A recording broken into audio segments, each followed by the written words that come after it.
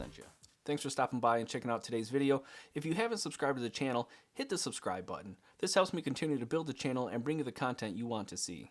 Today we're taking a look at the new Holosun EPS, which is an enclosed emitter pistol optic. This means that all the electronics, including what produces and projects the dot onto your glass, is enclosed inside the whole optic.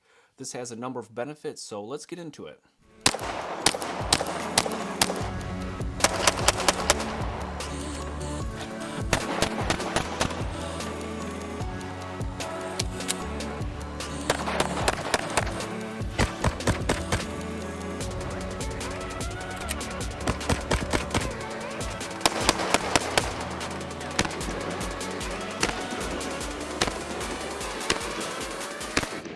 But first, safety check.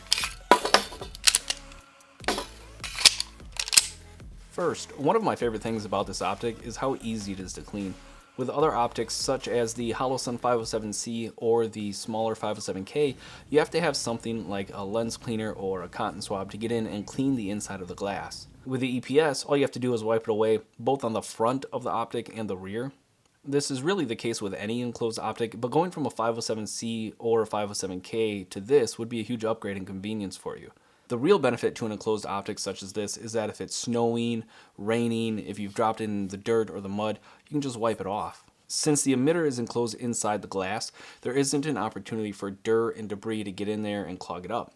What can happen is that lint from your clothing can build up inside your emitter, or dirt or mud or something like rain can create an issue where your dot isn't being projected clearly. It can be displayed as a bunch of little dots, streaks, or not displaying altogether, and this can be a serious issue if it happens when you need your firearm to stop an immediate threat.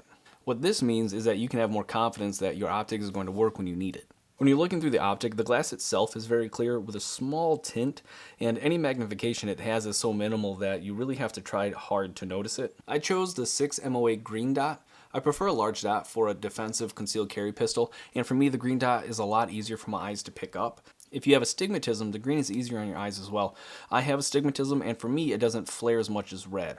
I really like how large of a window you get with this, and it's a lot more square in its shape than something like the 507C, which means you have more visual real estate when you're looking down range. Being able to see more area in your optic makes acquiring your target easier, but also helps make transitions from one target to another easier. Holosun says this optic can give you up to 50,000 hours of battery life using the CR1620 battery. This is heavily dependent on your settings, however. My recommendation is to change your battery once per year, and you shouldn't find yourself with a dead optic. One of the best features of any Holosun optic is the battery tray.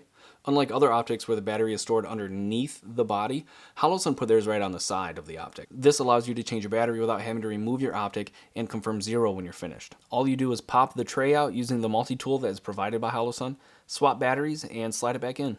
Your dot should turn on and be right where you left it, no confirmation required. And it doesn't get easier than that. On the left side of the pistol are the function buttons. The buttons serve a multi-function purpose. For example, if you press and hold the plus button for 5 seconds, you can turn on or off the lockout mode. There are other options as well. You can turn the shake awake feature on or off, and you can set your auto off time at certain intervals. The buttons are nice though. They are large, which makes it easy to operate even if you have gloves on, and they're very tactile. Adjustments for windage and elevation are on the top and side as you'd expect from a standard open emitter type optic, and using the multi-tool provided by Holosun, you can make your adjustments at 1.5 MOA per click. These do come from Holosun with a 25 yard 0.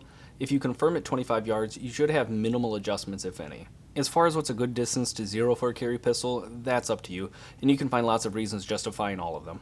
One aspect in the design of the EPS and what makes it different from other enclosed emitter optics is the absolutely low deck height, which Holosun boasts is the lowest currently on the market for an enclosed emitter optic. That's nice for a few reasons.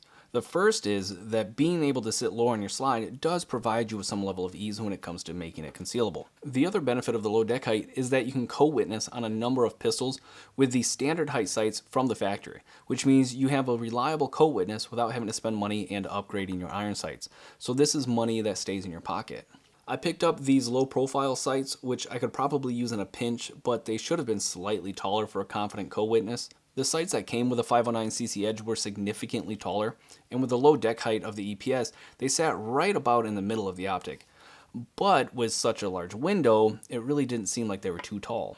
I currently have over 2,400 rounds through this optic, and if you look back through my recent videos, I used this optic for my FN 509cc Edge review, the Civilian TAC Guardian Rig Appendix Holster review, and then did additional shooting for this review. I've also done some one-handed reloads using the optic to chamber my next round by slinging it off my belt. So the reliability to date has been as expected. The body is 7075 T6 aluminum, so it can take a beating. For mounting this optic, Holosun really thought of utilizing optic patterns that are currently on the market, and they did so while keeping in mind the most popular optic footprint for concealed carry pistols, the Holosun 507K Shield SMS footprint. This has been a very popular optic pattern for new concealed carry firearms, especially with the micro variety, like the P365 and the new Canik MC9. This means that you can take the EPS out of the box and mount it to almost every newer optic cut micro size pistol. This gives you a lot of options without having to spend the extra money for an optic mount. And if you do have a 507K or a 407K mounted on something, or you already have an adapter plate for that platform, well, there you go, use it. I love this optic, and honestly, I love that I don't feel like I have to clean it every couple of days because it's collecting too much lint. Over 2,400 rounds later, and it's still running great. The convenience of the mounting style is really nice, and is something I'm glad they put the thought and effort into. Realizing you have to spend extra money on an adapter plate after you pick up the new optic you were so excited about kind of crushes the mood. While I said Holosun hasn't really led innovation in the aspect of creating an enclosed emitter optic, they really did a great job improving on that model and turning it into something that is more accessible for your average person.